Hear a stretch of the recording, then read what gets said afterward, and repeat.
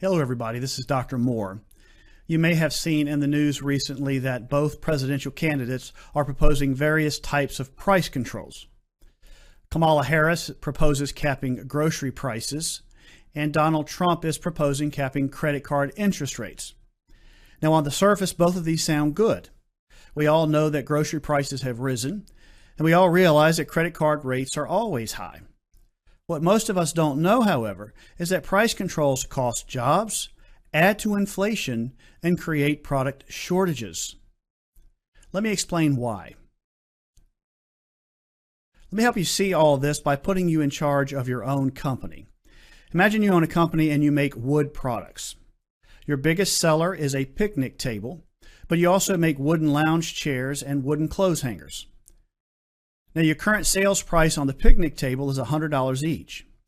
But the government believes that's too high, so they say you can only charge $50, which means that you make $50 less on each table you sell than you did before. Now, your other products have no such cap, however. You also sell each of those for $100, the hangers you sell in packs. So now you are the owner. What are you going to do about the price cap on your best-selling product? Let's look at some options. Let's begin by focusing on the picnic table, your best seller. What are your options here?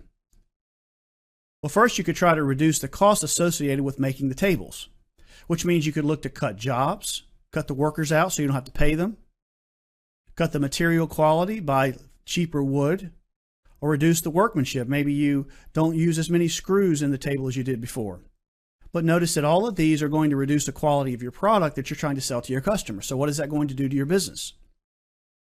At any rate, after this, you could look to recoup the cost elsewhere. You could raise the prices of your other products, say to $125 each, and try and offset the loss that you get from the price control on your bestseller. This makes customers pay more and produces what we call inflation, the rise of prices over time. The final thing you could do is get out of the table business altogether. Just take the workers and the equipment and the raw material you were using to make tables and make more chairs and hangers with them. This reduces the supply of tables, what we call a shortage. Now let's summarize these negative consequences and apply them to the two proposals by the candidates. First of all, price controls lead to lost jobs and lower quality.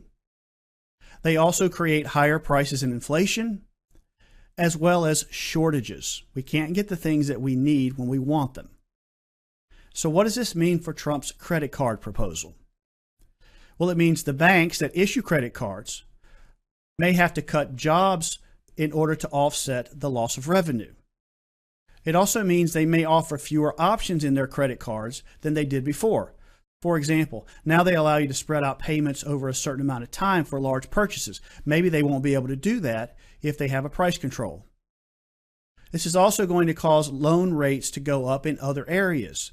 So these same banks that are issuing credit cards are also issuing mortgages and car loans and others. So they may have to increase the cost of those loans to offset the lost revenue from the price control. They may also increase the fees, again, to try and make up for the difference. And finally, you'll end up with fewer approvals of credit and less credit overall. Again, the banks cannot issue credit if they cannot charge an interest rate high enough to cover the risk of the person getting the credit. And what about Harris's grocery idea? Well, again, we'll see lost jobs in the food industry because there'll be less money to pay those people with the price control. Also, stuff will get cheaper. It'll just be cheap, less quality. And it also just may be smaller. The portions may go down. We'll see things like prescription prices go up. Most grocery stores have a pharmacy. So anything that's not associated with the price control, that is the food, they will likely have to trickle up the price on that to make up for the loss. You may also see increased fees there, like credit card processing fees or membership fees or surcharges at your grocery store. And then finally, you'll have fewer options overall and less on the shelves. These are the shortages that we spoke of earlier. So given all of this, you still think price controls are a good idea? What's the answer then? The answer is to let the market decide. Let the market work these things out.